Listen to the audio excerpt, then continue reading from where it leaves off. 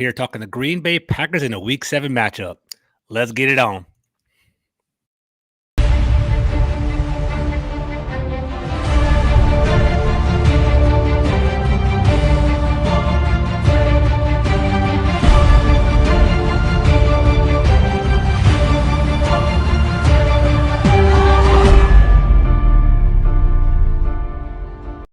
What's up, everybody? Hopefully you guys are having a wonderful Saturday morning here. Thank you guys for joining us and checking out this Week 7 preview. I'm here joined with my full press coverage brethren right here, my boy Kyle Senra. How you doing today, sir?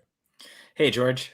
This is awesome. And I hope, looking forward to, what maybe would have thought of as a blowout game actually probably looks like a close game this week. So good, exciting football game. That'll be fun for everyone and not stressful at all. Ideally and hopefully. So Kyle Senra is the host of the Full Press Packers handle, website, podcast, all things Full Press Packers over there. He also oversees a Full Press Fantasy podcast as well, where I definitely join in and we chime in together every Sunday. It's a lot of fun. So Kyle, I just want to touch base. Just want to hear your perspective on the actual Green Bay Packers. So it's been pretty crazy. Obviously the Green Bay Packers, 13-3 the past couple of years, a lot of optimism, especially with Aaron Rodgers at your quarterback. But last week they dropped to 3-3 after losing to both New York teams, 27-10 loss to the Jets, which was definitely surprising in my perspective. What's the narrative coming out of Green Bay? What are your thoughts? And, is it code red over there? What's going on? Yeah, certainly not code green, green and gold, the gold standard that the Packers have kind of operated at, certainly the last, really every year of the Matt LaFleur regime seems to be crumbling a little bit. Been talking about it on recent episodes of the Full Press Packers podcast. This is probably the least amount of faith I've had in this coaching staff. So interesting. I think it is closer to full-blown panic than it is to everything's green and rosy. Now, the truth probably lies somewhere in the middle. Frankly, this will be a big test for that against Washington. Now that, 2 straight losses to New York teams, which entering the season, I don't think many people are picking either, let alone both to make the playoffs. Both have winning records. I mean, certainly look at the Giants. I mean, they just took down the Ravens. So, they're 5-1. The Jets are 4-2. And yeah, if the Packers beat the Jets, they're not above 500. But certainly the Giants, they're winning games often. Not the same for Washington. So I think the panic isn't there yet because of how what those teams' records are. If Green Bay loses to Washington, knowing that they played the Bills the very next week, then it's full-blown panic. Then it's, probably looking at 3-5. And I know there'll be a game against the Vikings and they looked atrocious against them. And if they can't beat a 1-win Washington team. Oh no, 2 wins. You got the Bears. 2 wins. And to be fair, that's probably a win for the Packers later in the season. They could bank against the Bears. I agree. But, playing the Vikings again, that's probably already 6 losses. And, there's still the Cowboys, the Eagles who haven't lost. They're going to have a tough schedule. So they really can't afford to drop this one to Washington. Honestly, I'm almost calling it a must win for Green Bay if they really certainly want to compete as, division titles for the NFC North. But I think right now, all it is just playoffs. Doesn't matter if it's wild card, which is probably their more likely chance. We'll see how the Vikings fare down the stretch because they're another 5-1 team. So already off to a hot start with 1 win in hand against Green Bay. It's that division title's already kind of slipping away pretty drastically. Well, even if they win here this week, it's still going to be quite an uphill battle. So the loss this week really kind of hurts their playoff chances. I think huge. So I'd call it close to a must win as you could Week 7. That's not usually the time to say must win, but it feels like it for Green Bay right now. No, I totally see the same perspective you do. I actually tweeted right before the show. They do have the Eagles and the Cowboys upcoming. I'm talking about the Packers, Buffalo Bills next week. It definitely is some dire straits for you guys. What do you attest though? What's going on in Green Bay? Do you think it's just the loss of Devontae Adams? Is that too hard to overcome? Does Aaron Rodgers feel uncomfortable in this system? Is there some like fission between Matt LaFleur and Aaron Rodgers?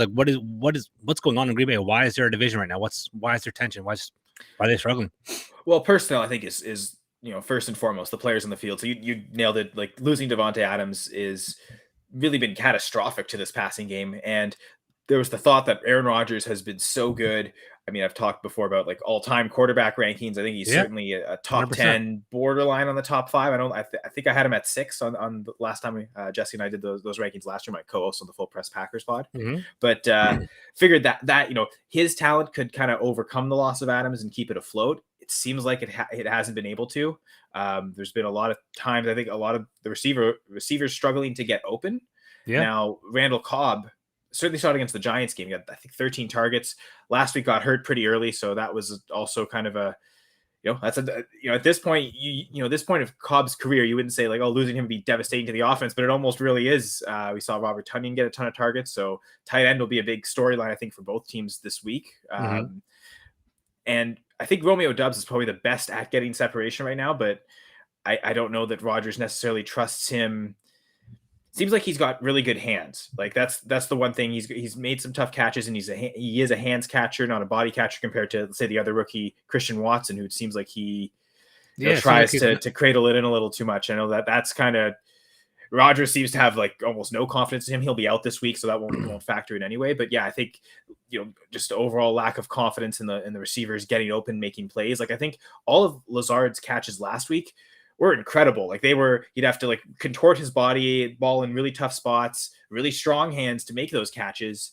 And I don't know, it seems like Doubs showed some good things earlier in the season, and Rodgers seemed to trust him to a certain extent, but then last couple weeks that's kind of gone away. So I'd expect, certainly with, last week Cobb got hurt early in the game, but he was still probably an integral part of that game plan, and they just kind of couldn't replace him. We saw Amari Rodgers get on the field a lot, and that's frankly not really a good sign on offense. I don't know that it's great on special teams, which is basically where he sticks at as a returner, but he's functional there. I don't know, offense. There's a reason that the two rookies this year were already like leaps and bounds ahead of him, getting on the even Christian Watson, as much as his development, he missed a lot of training camp.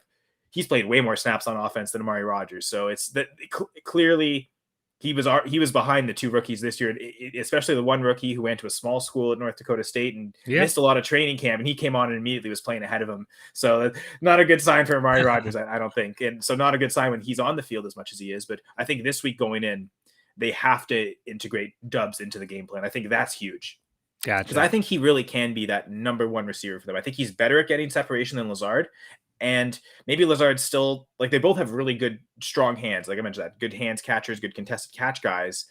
But I feel like Doubs has shown signs to be that number one guy. And I think it does come down to Rodgers trusting him. But I think overall, one of the things I've laid the blame on a lot is the coaching staff. And we can get into that in a little bit. But if you want to chime in, and I don't want to monopolize your show.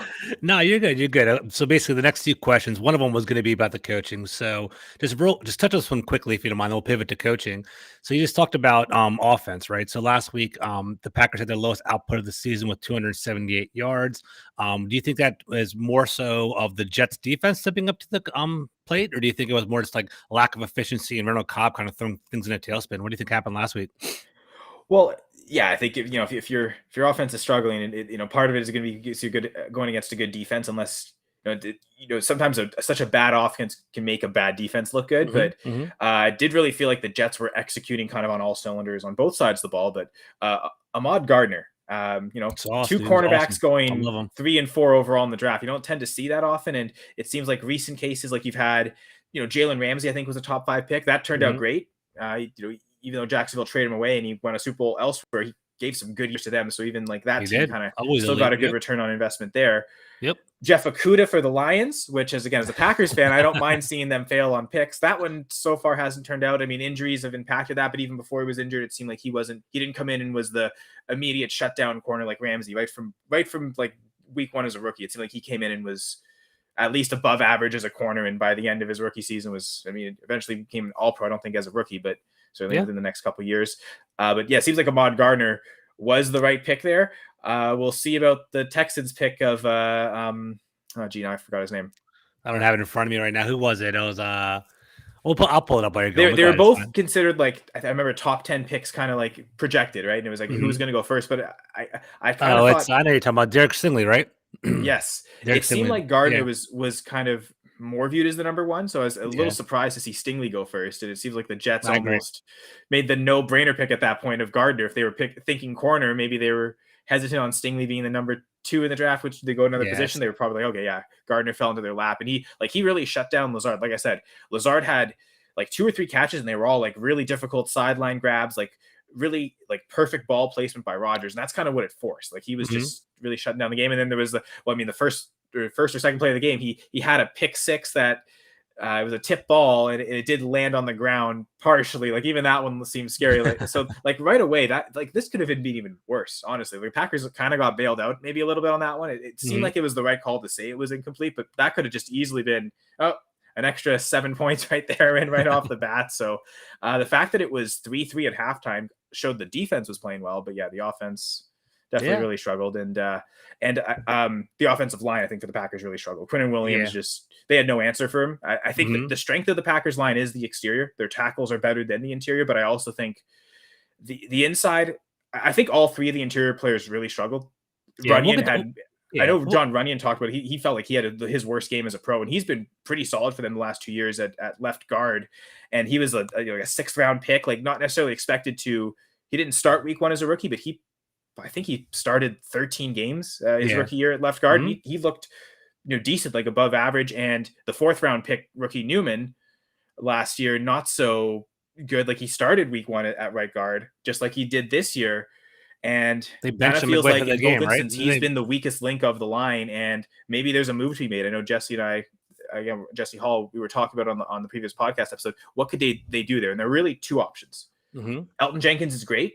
Obviously, he was an can't remember if he won an all-pro, and I don't think he did. I think he got snubbed, but he's played basically at an all-pro level at a guard. He's done pretty good as a tackle as well. Now, the tackle spurts a lot. Was last year at left tackle before he tore his ACL, and then this year coming back from the torn ACL at right tackle. But there's the talk of getting Josh Nijman, who's been with the Packers for a while, but has mostly been used as like the backup left tackle. They don't really use him anywhere else. More swing position or something. Yeah, it's really just if they need a left tackle, he's good for there, but they've never used him at the right tackle. And there's maybe talk that do they try to get him on the line? It seems like it's one of those where not everyone can swing both sides well. Like some players are designated like swing tackle because they can play both positions well. But some guys do struggle on one side. Like I think Elton Jenkins is a good example. Like you put him anywhere on the offensive line, he'll play great. I know this year he's taking more penalties than usual, giving up more sacks. I also maybe think it's coming back from the torn ACL. That happened. I think it happened last October. So he's basically at a year removed from that now. So now is, now moving forward is when I'd expect to kind of see him back to his old self. But maybe as a way to help that, do they put him inside at guard and get Josh Nijman at right tackle? So I think that maybe is more about, can Nijman play on the right side? Because it seems like, again, Jenkins, he can do, played left tackle last year, right tackle. Like he's started games at I think all 5 positions on the offensive line. And he's still on his rookie contract. This is year 3 or 4 for him. So he's an example of a player that can kind of play everywhere. And Josh Nijman's almost maybe the opposite, but that could be an option. This year they drafted a couple rookies as well. Zach Tom, and this is Jesse and I think this is what they should do: is just play Zach Tom at right guard. Okay. The only time we've seen Zach Tom this year was when John Runyon got hurt and he replaced him at left guard because there was a game where they had to replace Newman at right guard and Jake Hansen came in. It's funny, Jake Hansen I think was drafted. Might have been the pick after Runyon, I remember they picked like 3 offensive linemen in the span of like 10 picks in the 6th round that year. And Hansen's really struggled. Like he's someone I think is worse than Royce Newman, which is why Newman's starting there. Jake Hansen's out this week. So if the Packers really want to look elsewhere than Royce Newman at right guard, they kind of don't have a choice but to put Zach Tom in. We're almost hoping, like, do they do that by design? Like something has to change, I think. And that seems like that's the easiest way to get changes because like I said, the entire interior struggled. Both guards struggled, but we've seen Runyon not like that seemed like more like an outlier game from John Runyon. So we expect him to bounce back. Newman, this has kind of been his whole career. He's good at run blocking. He can get out in space. He's physical. Pass protection, though, he's kind of a liability. He has a hard time. Like last week, it was all like, and they mentioned on the broadcast, it was all about the stunts.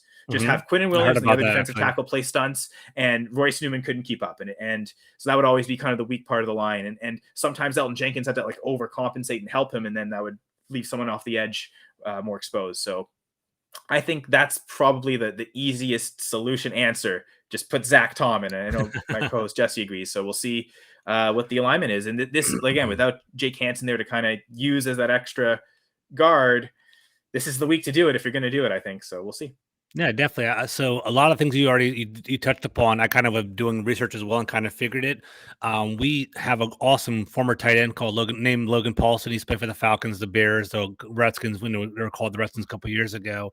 He actually does some great roster breakdowns and film breakdowns. He was talking about how the guards even admitted that they, for the Packers, struggle to help out with the stunts. So that does seem like if there was a potential advantage for Washington, it would be right there because of Deron Payne and Jonathan Allen, which are pretty strong assets there. So we'll kind of talk about that matchup later on in the podcast. So thank you for touching on that. Let's talk about this. So definitely, this is more of a national story. I don't know if it's more of a local story or something that you have your ear to the ground on.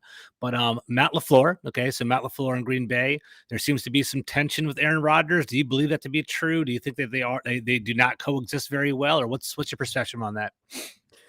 A certain point, like the boy cried wolf, because people have been saying this since LaFleur arrived there. So you hear it, and I just kind of take it with a grain of salt naturally. But you do listen to some of the things said in the press conferences, and there maybe there is like looking like they're maybe not seeing eye to eye entirely. I don't think it's that they can't coexist together. I mean, I think again, I still test. If you asked Rodgers, like, okay, Matt LaFleur, do you want to go back to Mike McCarthy? I think he'd be okay, Matt LaFleur. Like, I think he'd very clearly much prefer it.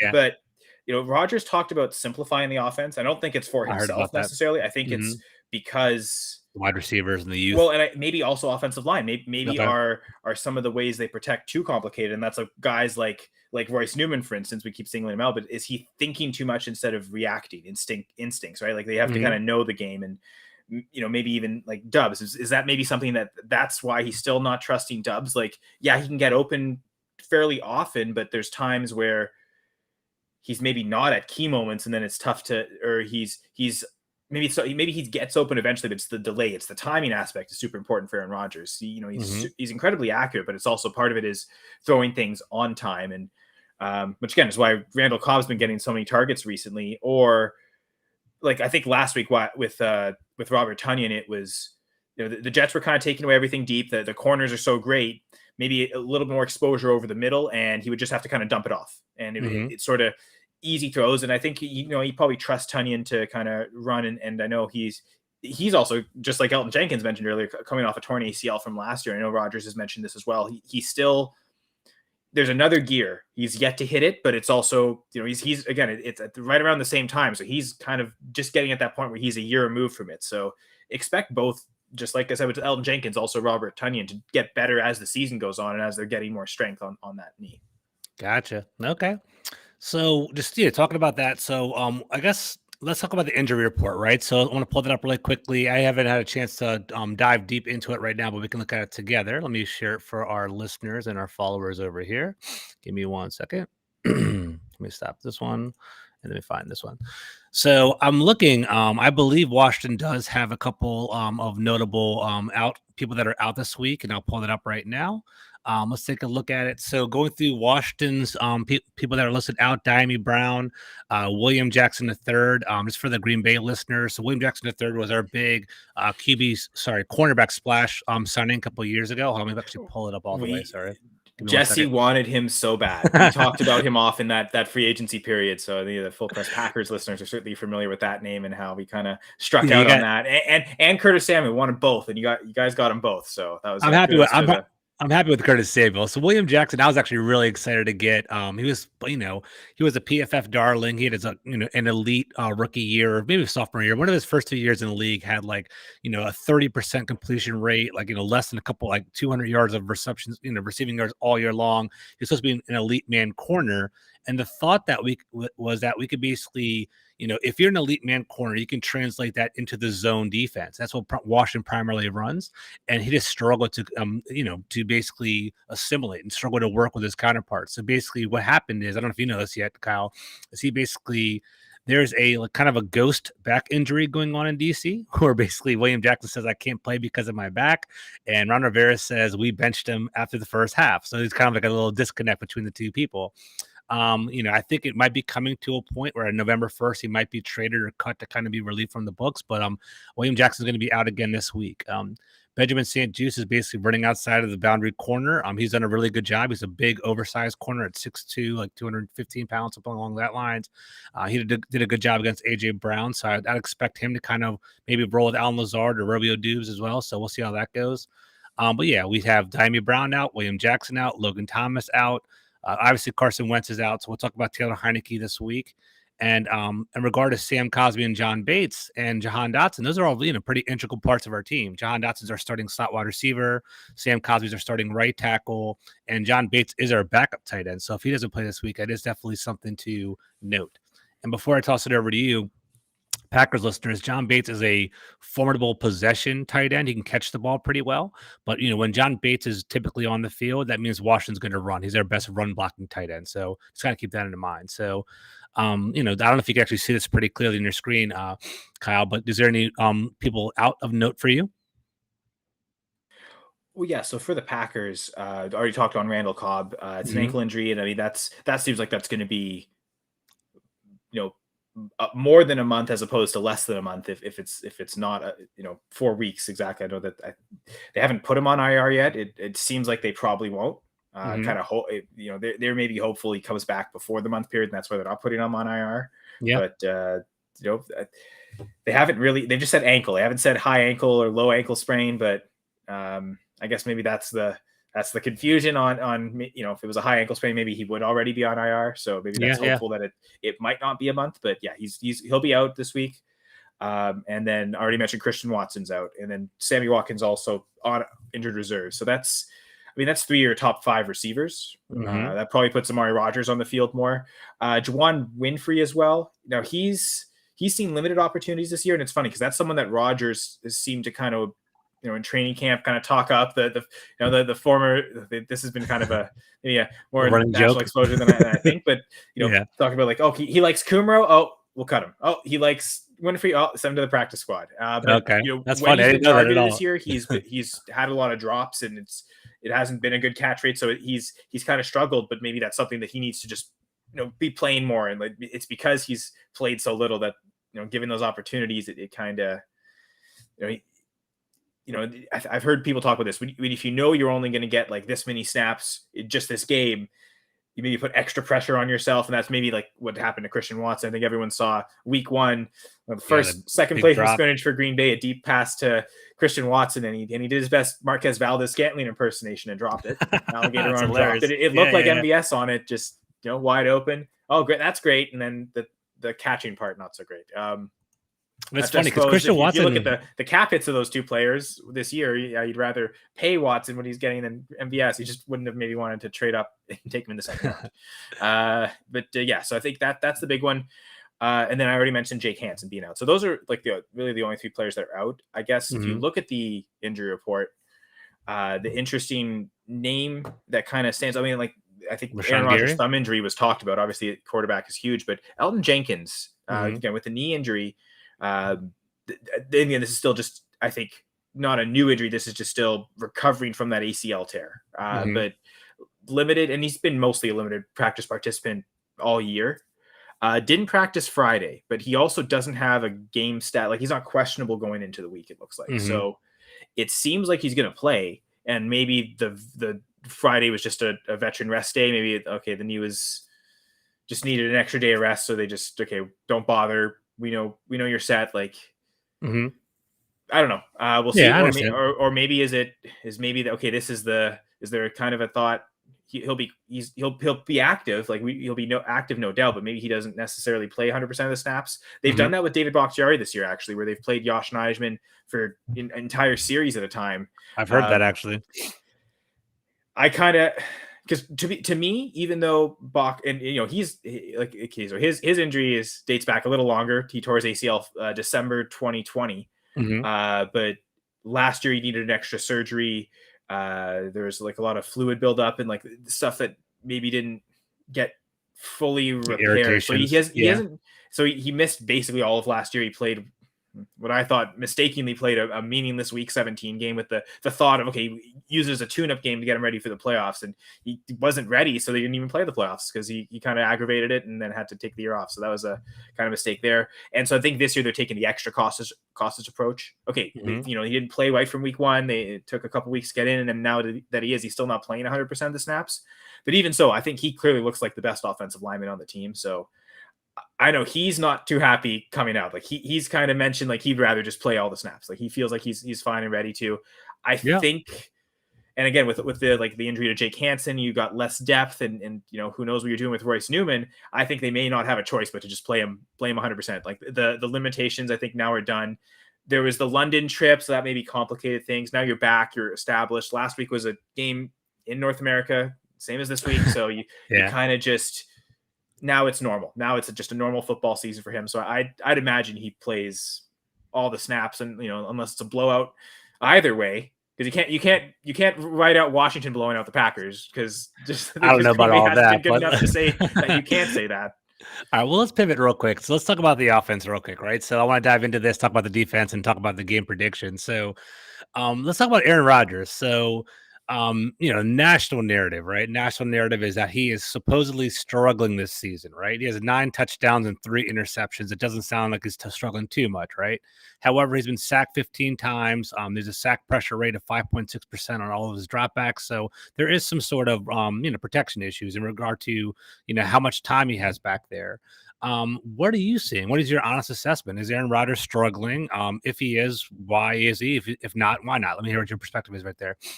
Yes, it all depends relatively to like what standard are you talking about? Like, did you mention 9 touchdowns, 3 interceptions? That's a lot of quarterbacks would love to have that, right? So if you're talking from an NFL average quarterback standpoint, he's definitely not struggling, and he's great. I mean, last week it seemed like the hand injury was affecting him a little bit. Maybe the passes weren't as crisp, and that's maybe why he was looking so much to the open guy in Tunyon so much. He didn't necessarily want to throw too many tight window passes until like they were.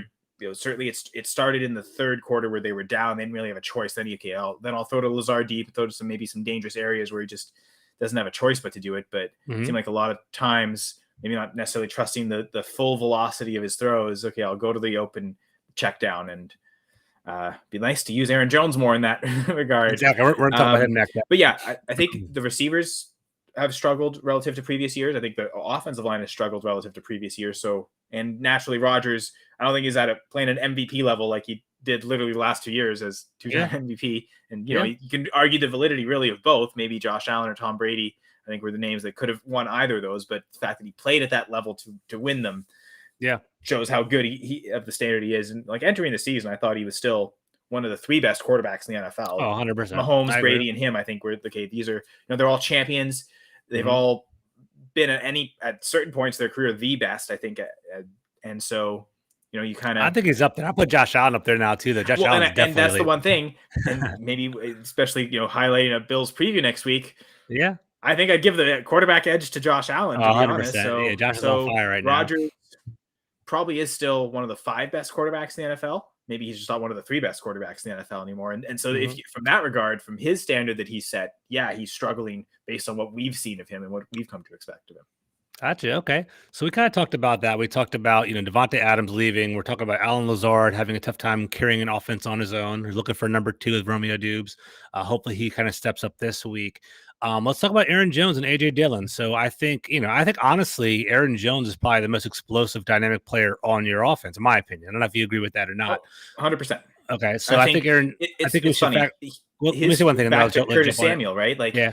I know you're really happy with Curtis Samuel on Washington. Almost that same regard. Explosive, whether it's downfield or after the catch, underneath stuff, and he can. I mean, we've even seen Curtis Samuel's career line up in the backfield and run the football. Yeah. Aaron Jones has exactly that, and they kind of, when they signed Aaron Jones to his current contract extension, it seemed like it was really that. Like, okay, they could have gone out and paid a receiver like Samuel, but if they're going to use Aaron Jones enough as a receiver, then that justifies that kind of money payment. I agree. So he's more of an offensive weapon. So so let's touch on that though real quick, right? So I think he's an offensive weapon as opposed to a running back. But it's funny, I have Aaron Jones on my fantasy teams, 2 of them, and I love Aaron Jones. However, it seems like sometimes he thrives, sometimes he's lost in the mix, right? And it's actually kind of funny looking at the actual rushing touches. AJ Dillon actually has 73 on the season, while Aaron Jones has 70. So it's a fair balance, but AJ Dillon has more of the tip. And then Aaron Jones has about 20 targets in regard to reception. Like, do you think Aaron Jones is being utilized enough? From your inflection of your voice, I'm thinking no. I think you want to get him more involved. But so what's going on there? Do you think why isn't Aaron Jones being used more? Do you think he should be being used more? And what's the dynamic between him and AJ Dillon? That's because that's been the talk too in Green Bay in the media is Matt LaFleur. Every game is almost asked that. Why didn't you use Aaron Jones enough by the media? Almost every single game this year. Yeah, you're right. We didn't use him enough. We'll do that next game, and they don't. So I don't know. There really is no logical reason to not use him more, and I'm okay with AJ Dillon even getting more carries than Aaron Jones, and I think it's the value of when the touches are and like where they are in the field, but also you mentioned targets, right? The fact that there are, let me see, I think it's 4 players with more targets than Aaron Jones, 5 more than AJ Dillon. The fact that like they're close in receiving, I saw that. I think AJ Dillon's a capable receiving back, but I think Aaron Jones really is one of the best in the league at it. And I definitely agree with that. Maybe Dalvin Cook or McCaffrey. Targets, compared to Dubs has 38. Alan Lazard at 34, Tunyon 32, and Cobb 26. Like he should be, because really, like he's been, I think every year of Matt LaFleur era, Aaron Jones has been second on the team in receptions behind only Adams. So he's been catching more passes. Even like Tunyon's breakout year, we had 11 touchdowns. Jones had more catches, and it was more targets, more catches. Like just like they were really close in catches. But Jones had significantly more targets because Tunyon's catch rate that year was ridiculous. It was. And Kyle, real quick, sorry to interrupt you. So, it sounds like is it fair to say the Packers want to run their offense from the inside out? Like in years past, they just kind of force feed Devontae Adams. And I think Devontae Adams had like 169 targets last year, so like almost 10 a game, right? So taking that away definitely shapes fixes the dynamic or changes the dynamic of your offense. Do you think this year's 2022 version of the Packers is more of like we want to run the ball, we want to get to Alan Lazard, but then if we don't did it to either one of them, we're going to check down to our running backs? Is that fair to say, or you don't think so? Well, I think I like the way you're saying inside out. They want to be running inside and then using that to kind of pass more. And that was kind of the big question when Matt LaFleur got there. Okay. Aaron Rodgers, he'll set up the run game by passing so much. So, pass early often, and then you can run later. But with Matt LaFleur, it does almost seem like we saw when he was offensive coordinator and play caller in Tennessee, because he was the offensive coordinator with the Rams for a year, but that's still McVay calling the play. So it's tough to say it's his offense. But the year he was in Tennessee and got to run his offense, that's when they really started to unlock Derrick Henry. Before it was, okay, Derrick Henry using a committee, whether it was with I guess it was DeMarco Murray the first year, and really that wasn't so much a committee as Henry was very clearly the backup. And then like there was the Dion Lewis committee, and it seemed like that before they started to really kind of when the King Henry time kind of started. And I think once LaFleur left is when he really started to emerge. But that idea of he wants to run a lot and then use the run game to set up the passing later. So it is in a sense, I get the kind of narrative of the philosophical opposition that LaFleur and Rodgers have there. But I think whereas in the past, I think they have defaulted to more what Rodgers wants to do. Like LaFleur is kind of, he realizes he wants to use a lot of the motion. He's got his systems that he wants to run, his blocking scheme. But how do I incorporate that into like Aaron Rodgers' offensive philosophy? I think they did do a good job of that. I think people really made a lot of that in his first year. And there's tons of drama in training camp, and Rodgers had kind of meant, like one of the first days of OTAs that year mentioned something about how complicated it was and how he was still having to learn it.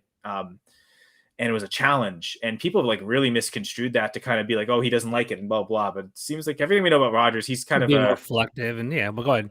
Really, he kind of likes the complicated things and kind of out there thinking. So kind of guy. I agree. There was a ton of drama created from that, but it seemed like they fused it really well. And now maybe this is LaFleur pushing back this year and saying, no, we are going to go more towards a run heavy approach. And it's going to be that to then set up your passing later. We're not going to pass as much early often. And I think what that's causing is when they do start to call the pass plays a lot, Rodgers just wants to go deep every time because they feel like they need to be really efficient every time he throws it. And then when we saw last week is they just really couldn't. So he had to dump down to Tunyon and that didn't necessarily work any better. Like you said, they only scored 10 points. It was their lowest, and yards wise, there was the lowest offensive output. But it seems like what's also happening is that a lot of times run plays are called, and if Rodgers doesn't like the look, audibles out to a pass play off it, which any veteran quarterback at this point, that's what they'll be doing. So that's not necessarily a controversial thing. I know, again, people seem to like create more drama about that than always. It's more fun to get the clicks for that. Exactly right. I agree with that. But again, the idea of when Rodgers said maybe we should simplify the offense, LaFleur was later asked about Rodgers saying that, and he says, "I'm not sure what that means." Like he's Yeah, kind of like it's already at its most simple. Like I can't I simplify this caught any that. I further. caught So that.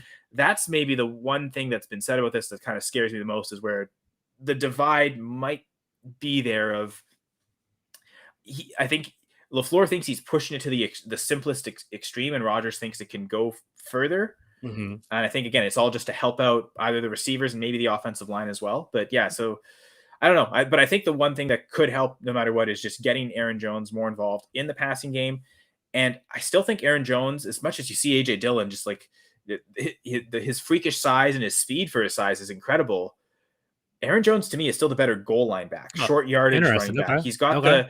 the better burst and instincts to follow his blocks. He's got the nose for the end zone. I think that's why he's had so much touchdown success. But what we're seeing, and you've mentioned it fantasy wise, is he's not getting the first crack anymore at the goal line stuff. It seems like they're trying to just get Dillon in there and pound him in, and teams will just key in on that. They'll load the box and they'll Yeah. make it so he can't physically force his way in. Yeah, I don't And know if I so I like that think strategy because I feel like Aaron Jones is much more dynamic, right? You just put him in the backfield, and then basically, let's say you want to check out of it, you have Aaron Jones right in the backfield to pass it whenever you need to. I don't. What's the point of it? Force feeding your the run down the middle, right down their throat. So I definitely agree with that. And So to just quickly touch on your earlier comment of the fact that Dillon has more carries than Jones, I mhm, think that was actually the case last year, and I think Jones might have missed a game or two to kind of skew that. But I don't mind that in like as it on its on a standalone thing, in a especially vacuum, if Dillon's getting most of his carries between the 20s. But I think gotcha. it's not so much the number of touches for Jones, which I think it Hmm. still needs to go up, but it's the quality of those touches. Get him more Hmm. targets, get him more touches near the goal line. If And you I do agree. that, you don't have to give him 20 carries a game.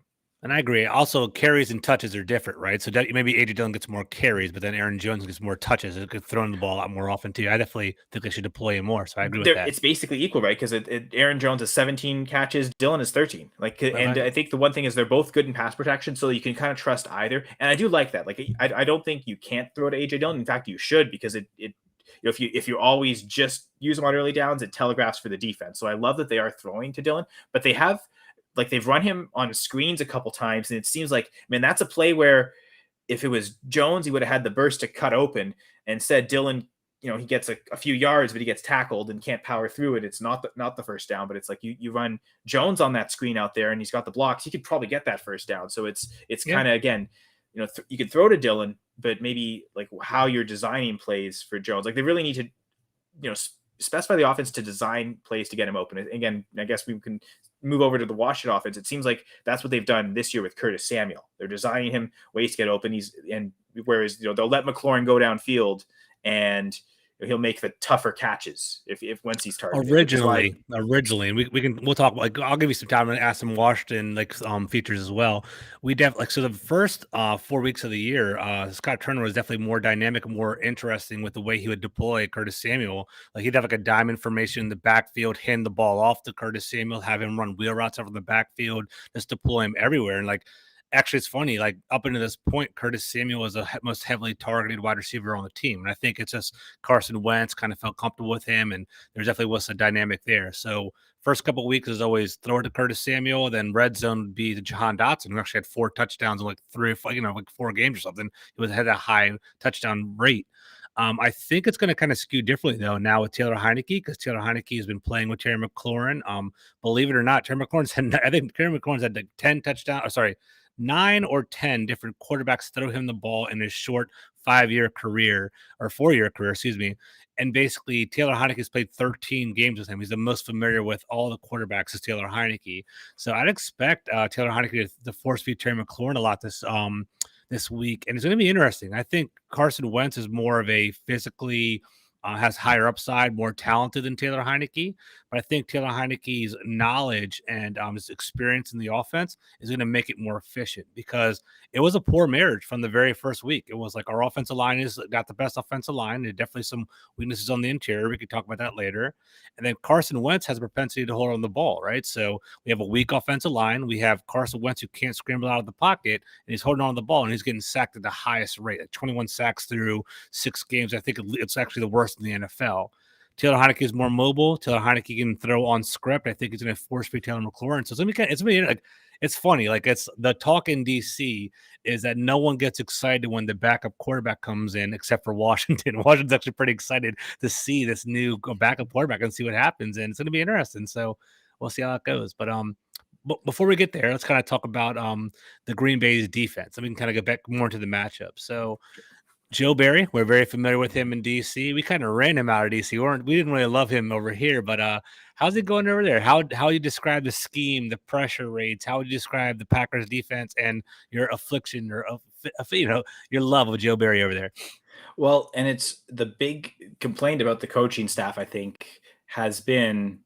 I mean, I have other complaints about like Matt LaFleur decision making. I think like when they decided to go to London, they flew on the Friday to play a Sunday game less than 48 hours later, and it seemed like Rodgers was very vocal. Yeah, he didn't like that. No, he wanted to go earlier. I said it. Like I remember talking about it on the reaction episode the week before, and then that Giants preview game. Why didn't they go Tuesday? Why didn't they go Tuesday? Practice the whole week there. Like that. Yeah. That to me is what teams should do. Now the Giants didn't either, and I think that was one of the pushbacks Jesse made. Who really he blamed Rodgers a lot more. I kind of blame the coaching staff because I didn't love the calls they made, and this team has been much worse in the second half. And it seems like this coaching staff on both sides of the ball aren't adjusting at all. And I think it was really most evident on defense last week. The Packers actually, I mean, they held the Jets to 3 points going into halftime. It's 3-3 at halftime. And one of the things that the Jets really adjusted to start running to the outside. And they started a lot more stretch zone runs and getting Breece Hall in space that way. And the Packers had no answer for that. And part of that is player execution, because one of the things, Rashawn Gary, he was a 12th overall pick a couple years ago, great pass rusher. He's probably their best pass rusher, sack accumulator. He has a tendency, and this has been there his whole career. He's gotten better in the run gap discipline, but when it comes to rushing the passer, he collapses down far too often, and it leaves. I think one of the things that happened last year was Heineke ended up with a lot of rushing yards, if I'm not mistaken, against the Packers. 90 yards. Partially because of that, because Gary crashes that edge so much that it lets quarterbacks get out in space. And what happened in the run game is they would just run his direction that way, and he would try to collapse in on Breece Hall, and Hall's just so fast and so great that he would get to the outside and then big run. And so that was, they needed to kind of adjust where they were placing players on the field too, but also the scheme. But again, part of it comes down to the players themselves executing. So I think it's a mix of both, but it seems like the Jets made a lot of adjustments on both sides of the ball in the game, and the Packers didn't at all. And then it turned out, the Packers finally did score a touchdown in the second half. So I guess offensively they started to maybe play better, but the defense certainly played a lot worse. They allowed 24 points in the second half and a ton of rushing yards, especially. So that, in that sense, the one thing that I guess defensively does worry me about this Washington offense is, man, if they ever decide to use Antonio Gibson a ton, he's the kind of runner, because I do really like Brian Robinson. It seems like Washington does as well. Yeah, they do. They've really, immediately, okay, you're the starter immediately, right? For your first game. It's you're clearly ahead of Gibson in terms of the number of carries you're going to get. But it seems like he's a good inside runner, power, not so much to the stretch zone that could really expose the Packers defense. So that would be one where if they ever decided to adjust how they're using the two running backs based on the opponent, this would seem like it should be a heavy Antonio Gibson game. And that would be kind of the big worry and fear, or using Curtis Samuel to a certain extent in that way. I'll be really surprised. So let's touch on that real quick. So sure. I think the reason why Washington deploys Brian Robinson more is because they want to be in positive game script. And I think Washington's offense has been so inefficient all year long. Having a loss of 5 or having a false start penalty or anything like that just digs them into a hole. And Washington is just struggling to create anything. So if it's like 1st and 15 and we have to throw the ball, legitimately like 20% of the time it'll become a sack. We try to drop back. So it's like you can't necessarily have that negative game script. So they like Brian Robinson because he can fall forward. He is more decisive. Antonio Gibson is definitely more explosive, but I think you nailed it, right? Brian Robinson is that standard Alabama running back where he sees a hole. He's more refined. He'll run forward. He'll fall for 4 yards, maybe hit an 18-yard gain or something like that. But that's what we're looking for there.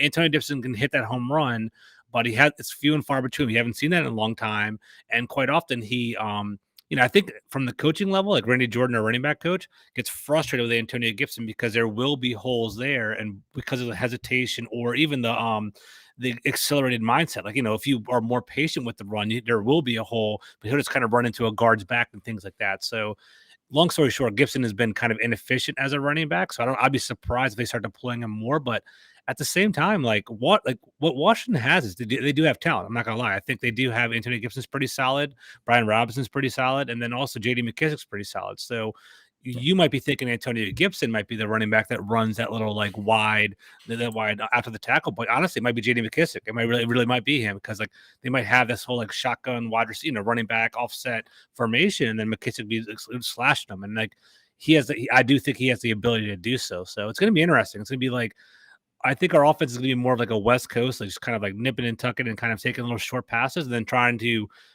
move the ball with Heineke and our running back. So we'll see if that actually works well against Green Bay. So we'll see what happens. Funny, it's almost what Green Bay's asked for, the simplified offense, right? You're changing quarterbacks. Okay, let's simplify things, which again would then, like to your credit, lead to a lot more Brian Robinson. Let's just plow forward on first down or early downs, and let's try and just get some, set ourselves up to be in good third down situations. Or it's not going to be third and super long, and you can let a guy like Gary just kind of let loose and get after. I guess with Washington, but I guess and run game, and for any team, it's all about the offensive line. So I mentioned with the Packers, the strength is really to the outside, the tackles and the interiors be where the weak points. How would you kind of characterize the Washington line? You already kind of referenced like their sack rates down there with the Bears. Like I think they're 31st. It really is down there with the Bears. So like those are two offenses. And I think part of the reason the Bears sack rate is so high is they're just not throwing very much. So anytime they do take a sack, it skews that percentage. But yeah, the Washington's volume's up there too. So it's So it's crazy. So obviously I have the offensive line put up for our listeners and our viewers as well. So the way it works is like left tackle Charles Leno, he came over from the Bears. He's like a solid, he's a solid left tackle. He is not gonna, give up too much. He's not necessarily dynamic. We're coming from Trent Williams, where our left tackle was like running on like screen passes, like 20 yards on the field. He's not that at all. He's definitely a steady Eddie at that position. He's 10th in PFF. He's doing a good job there. Our weakest portion is our interior offensive line. Andrew Norwell came from Carolina. He's our left guard. He's really struggled. He it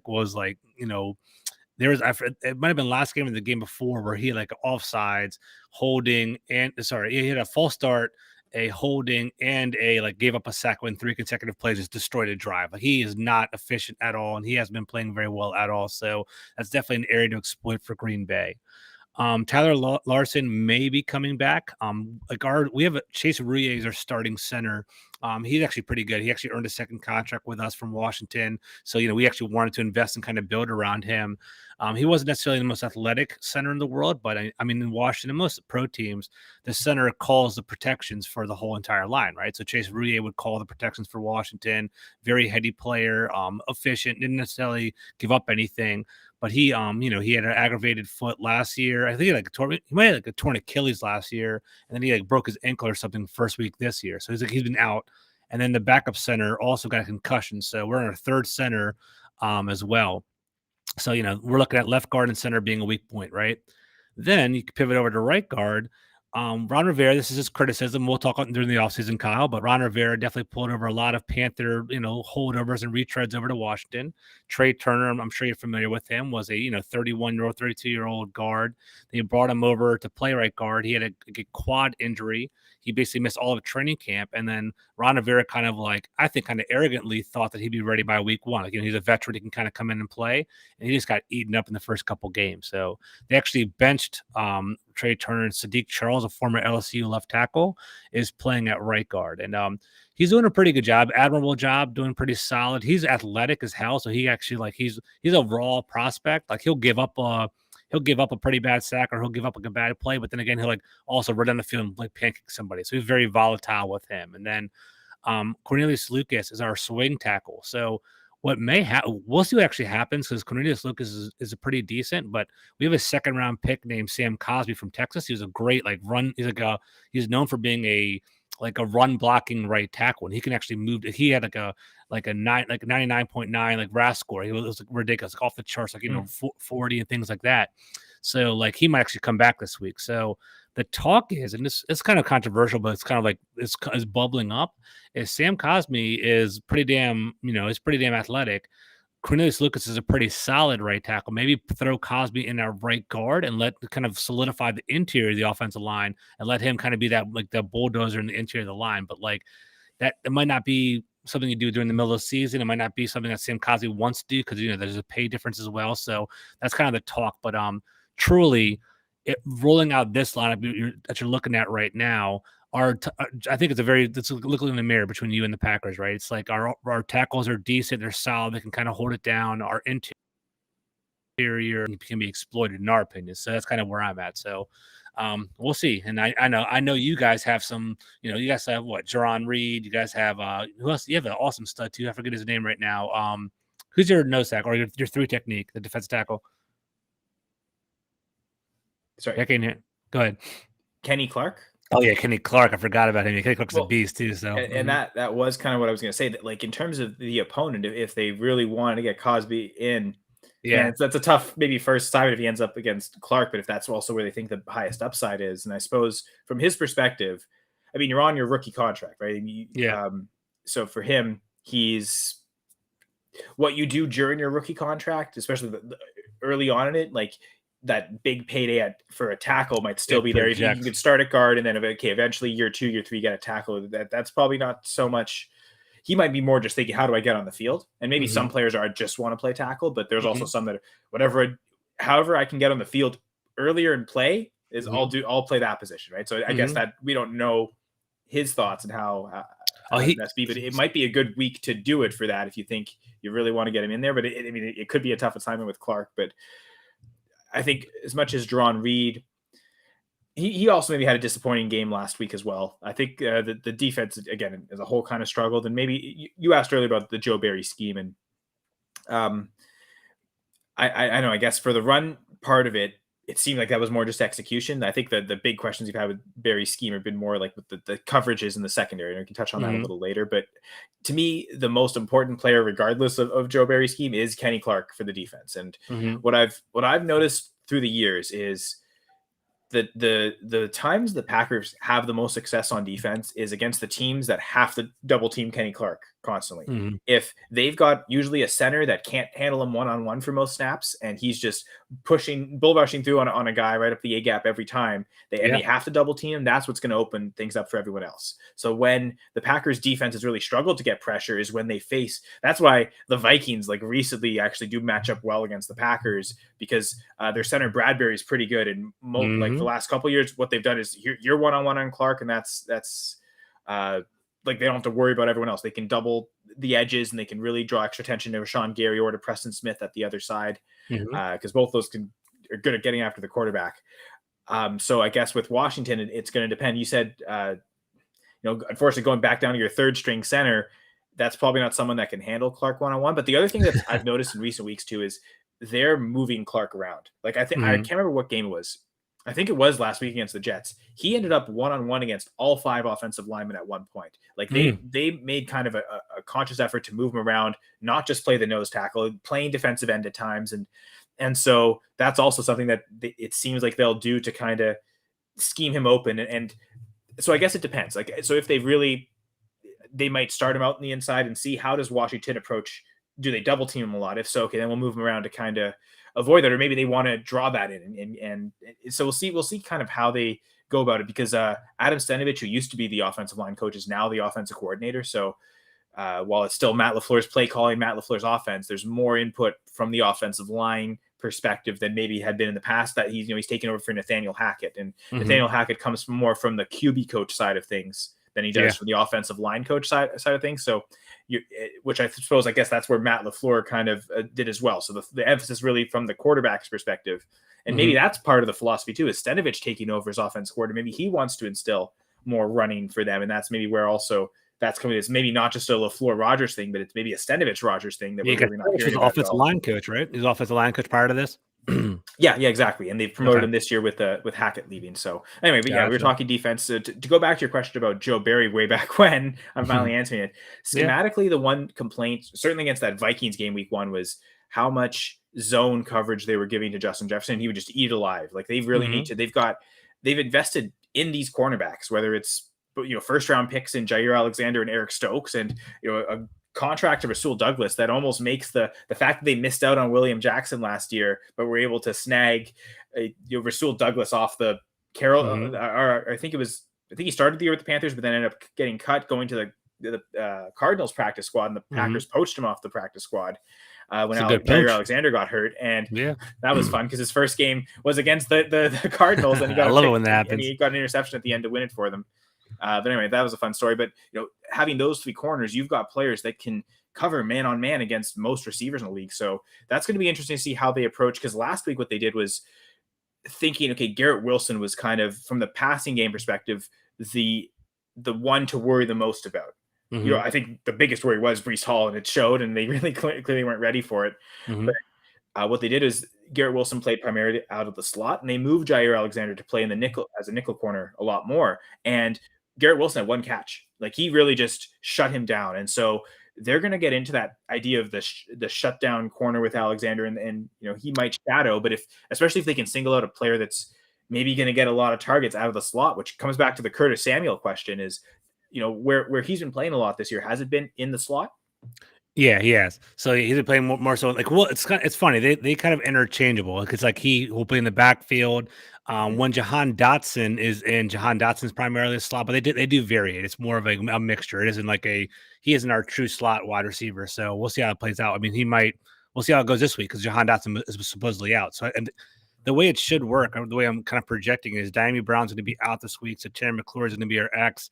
Going to be Cam Sims will probably be our other boundary. He's like a big 6'4" wide receiver. They'll probably put Curtis Samuel in the slot because of that, because that guy can't play in the slot. So we'll see how that goes. But okay, then from that perspective, I could see them saying, okay, let's use Alexander. We'll keep him in the slot to shut down Samuel. But I think the other reason he's so good at sideline to sideline tackling, like one of the best corners at it. He's also so great in coverage. That's what makes Jair Alexander. I mean, they just paid him this offseason. He's having a monster year, right? He's having just a great, like from the outside perspective, like he's killing it right now, right? That's what I thought. I mean, technically, he was the corner in coverage on one of Justin Jefferson's big catches week 1. That was also really great play design by the Vikings. They almost rub route, like almost like a pick route, but they ran a crosser kind of against, because they were playing zone against Justin Jefferson. They weren't having Jair Alexander go up and press him.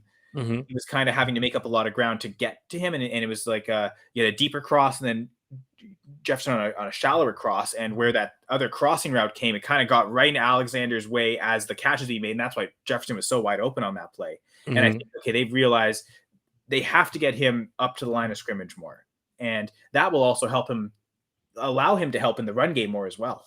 And if he's playing the slot, he can get to the either sideline a little quicker than he can from obviously if he's on the one boundary, he can get to that sideline quick, but if he needs to help out on either on a run or a short reception that he can help out tackle wise on the other sideline, he has less ground to cover there as well. So I think part of it is trying to get him to the middle of the action more. So he's not just a great cover corner, he's also a great physically tackling corner. So maybe allow him to help more in the run game as well, Matt. So I could see them redeploying that type of thing, and he'll just spend most time on Curtis Samuel, especially if he plays a lot in the slot.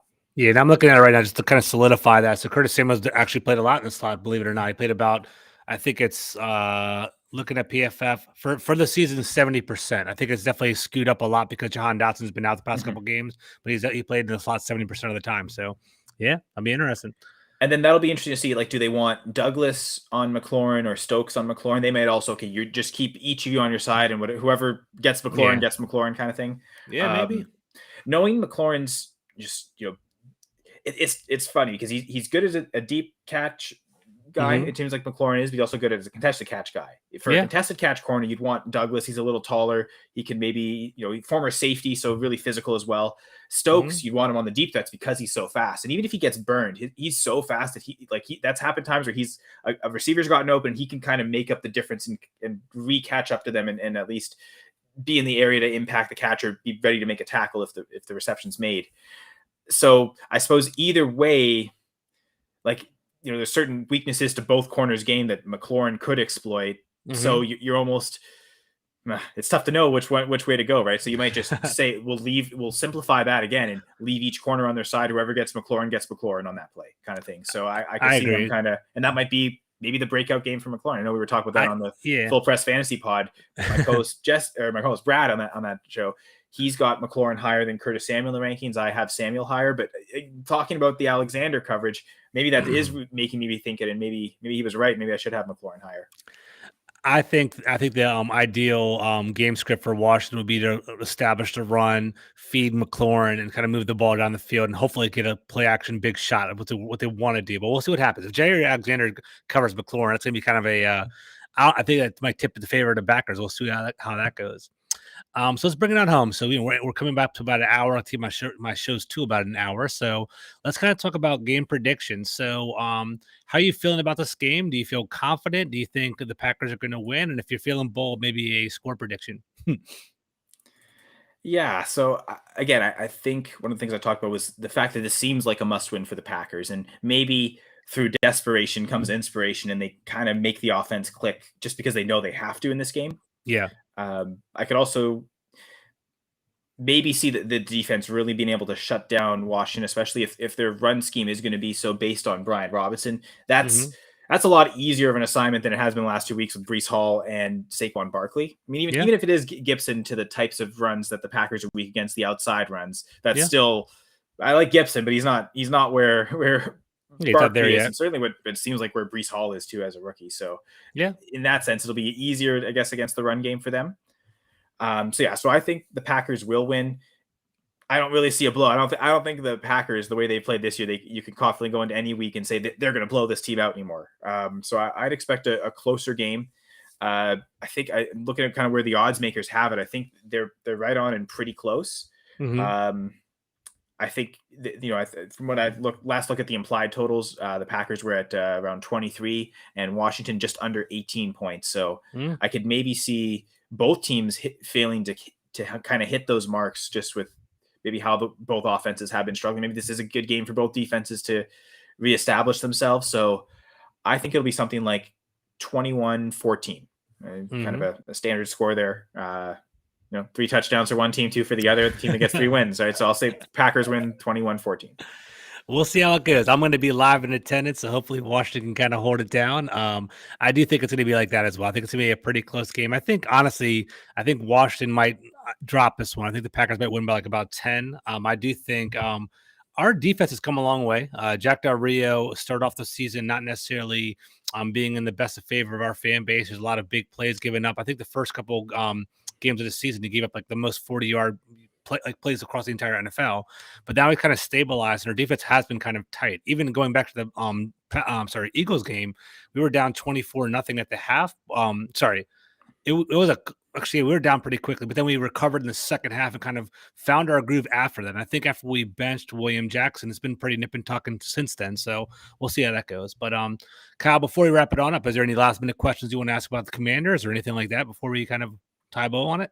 Well, if you're saying especially offensively, they get better in the second half, that kind of works again against the Packers' favor, who seems like their defense has been much better in the second half or in the first half than they have been in the second half, where they've, again, seems like it's failing to adjust. So I think it does come down to coaching, and maybe Rivera and Del Rio can kind of come up with a defensive game plan to slow down what the Packers have. And if so, can Heineke work against this Barry defense that seems like it'll throw a lot at you, but once you figure it out, they're going to just keep throwing the same things over and over again. So it's going to be interesting. I think there are certainly keys to and ways that Washington could win this game. So Packers have to be wary for it. Again, I think that at this point, from this point on, the Packers can't really look at any opponent as, oh, we got this. Because they haven't shown that they've been able to, we've got this against the teams that maybe they should.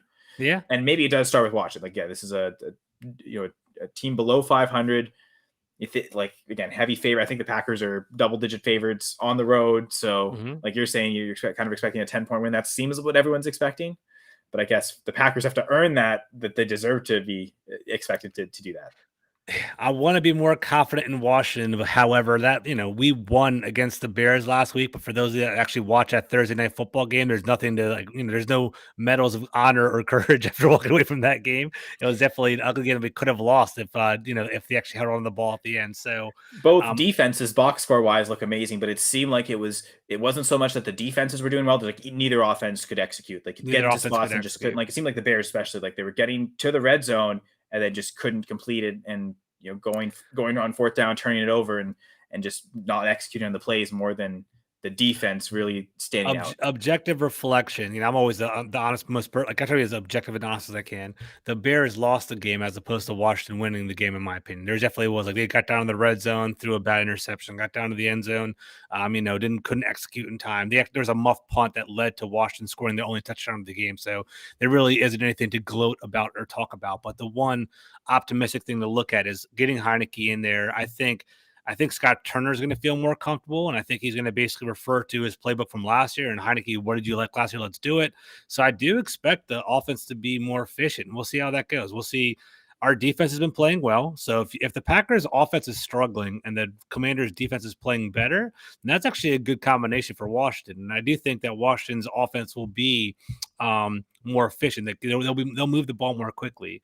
The only thing that I'm worried about is Taylor Heineke has a propensity to turn the ball over. He had 15 interceptions last year, and he does fumble the ball. So he had 15 interceptions in 15 games last year, and that's not even counting the fumbles. And then he has a lack of big plays. He's more of an efficient kind of nip and tuck kind of player. He's not going to be Yards one after the of catch, yards after thing. the catch kind of guy. He's not going to be one of like those.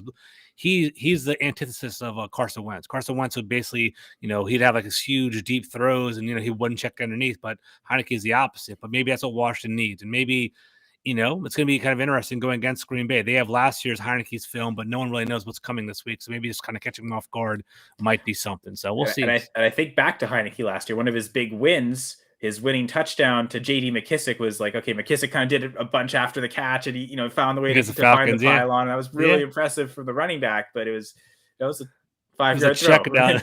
but exactly. But that's sometimes, and maybe sometimes that's what it takes to win, though, right? So within knowing, maybe does make a good game for Curtis Samuel in that sense, because I guess that's one thing is Heineke didn't really have much of Samuel last year with the injury, so he hasn't really got, as much as he's got a connection with McLaurin, he also hasn't gotten his most talented group much either. That's true, especially if Jahan Dotson comes back. So awesome. So Kyle, awesome insight. I learned a lot this game. Hopefully you enjoy the game tomorrow. Hopefully Washington wins. We'll see how it actually goes. But before we kind of wrap it up, Kyle, tell us what kind of products you're working on right now. Where can they find you on social media and what's going on? So you can check out a few of my articles on Full Press Coverage. A lot of it is fantasy football based for the articles. So I do a weekly goal line guide, and I look at every team. I provide what I call a goal line grade for them, for each team, both rushing and passing. And it's kind of just where I think, predicting where the touchdowns will come from. A lot of it's based on usage for teams and efficiency from teams inside the 5-yard line, both offensively but also defensively. So I am looking at the matchups and kind of trying to fuse everything together to create these grades. So I find it's one of the few things I could kind of contribute fantasy wise that no one else was really doing. So I thought this was a perfect way to track for myself and my own fantasy teams, but also then share with everyone. So you can find that on fullpresscoverage.com. Every Sunday, I host a Full Press Fantasy Sunday Live. We start at 11:30 a.m. Eastern on the days where George isn't watching the Commanders at home, at home games, meaning. He'll be on with me. So this is a week where George won't be there because he'll be, rooting against the Packers actively. So check out George every couple weeks. Seems like the Washington schedule does kind of alternate, basically home road. So it will almost work out perfectly to be every 2 weeks. But I'll be there again, 11:30 a.m. Eastern on the Full Press Coverage YouTube network. So check out, if you're watching on YouTube right now, just same channel tomorrow, almost a little less than 24 hours to go away. But I also am part of the Going for Two live network. We do live streams. I'm part of a live stream every Monday at 7 p.m. Eastern. So we go kind of a preview for the Monday game, but we also have Dr. James Ferretti on, radiologist by trade, and he talks a lot about the injuries That's awesome. On stuff that's occurred on the Sunday, but could also be stuff from lingering weeks, and just kind of expectation for players when we're expecting them to go out and kind of how you react fantasy wise. And one of the things the doc does really well is reading between the lines on when the coaches are saying stuff, but they're not saying things, but like what they're omitting or the details they're omitting or key things in it. He does a really good job at guessing. And you see some fantasy football analysts that are doctors, they'll try and look more at the tape. Okay, this is what I think the mechanism is based on the injury. I think Doc, again, he's a radiologist, so he looks more at imaging more than anything else. So he's not necessarily looking at the mechanisms, but what are the coaches saying? What information is available? And he does a really good job, I think, gleaming tons of information from little information. You can kind of read between the lines. That's awesome. I know you didn't do that, Kyle. But I want to check that out. That's awesome. It's really cool. Yeah. So so Doc's fantastic. I've got Gladys and Dan. The B League says they're also co-hosts. So the four of us, we just we'll do props and pick the Monday games, but we also do give a lot of time to Doc to talk about those injuries and yeah, so that's a lot of fun and I think helpful to a lot of listeners. So again, as George mentioned earlier, full press coverage Packers. Obviously, talking about the Packers at FPC_Packers on Twitter. We've got a podcast. My co-host Jesse Hall and I, we try to do 2 episodes a week, usually previewing the game and then reacting to it afterwards. Then also Full Press Fantasy Pod. My co-host Brad Harvin on Twitter at FPC_Fantasy Pod. In season, that's usually once a week where we'll do kind of weekly ranking debates going into the week, kind of which players should we start, which shouldn't, and we'll kind of discuss where our biggest differences are in our rankings usually. And our biggest difference this week is actually Michael Gallup, so an NFC East opponent for you. And so one of the things we do every week is our biggest difference. We'll put it on Twitter as well and let people vote in the poll. So I've got him at wide receiver 22 in half-point PPR scoring. Brad has him down at wide receiver 40. So if you want to, again, check out the pinned tweet at FPC_Fantasy Pod. The poll's in there, and you can let us know what you think. And appreciate George for having me on and appreciate all the interactions we get.